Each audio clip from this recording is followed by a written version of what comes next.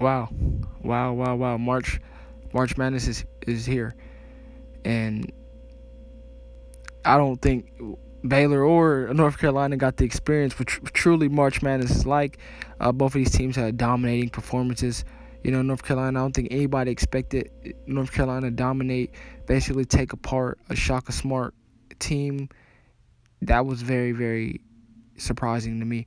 These 8-9 matchups were, known to be very competitive. I think all time in these 8-9 matchups, the 9 seed wins at 51% of the time, but the games are a lot more competitive than that. Just tremendous performance. You can't say enough about Caleb Love and what he did. Just very shocking. Baylor, on the other hand, defending national champions. A lot of people back from that team. They have one goal in mind to win a national championship, and they flexed their muscle today to the surprise of no one. I mean, both teams really showed up. Huge blowouts. Now, when you look into this North Carolina Baylor matchup, I don't think it's going to be a blowout. I do think that, it's going to be very competitive. And if North Carolina wants to knock Baylor off and send these guys packing back to Texas, back to Baylor University, look, Caleb Love's going to have another tremendous game. And Baycott is going to have to be huge if they want to have any opportunity of knocking Baylor off. Manic is going to have to be huge.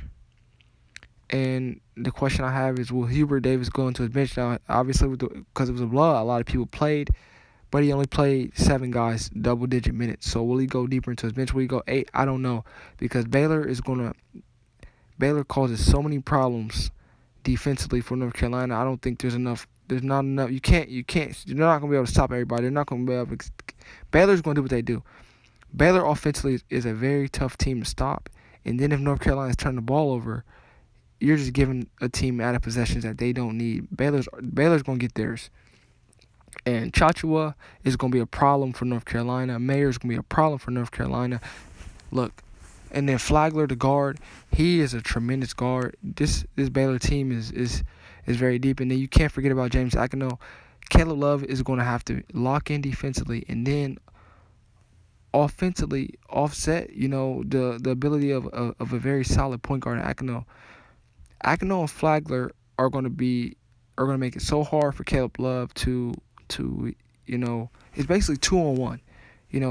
He can't offset it. He's going to need somebody to step up. R.J. Davis, he's going to have a break. He's going to have a bigger game than he had today.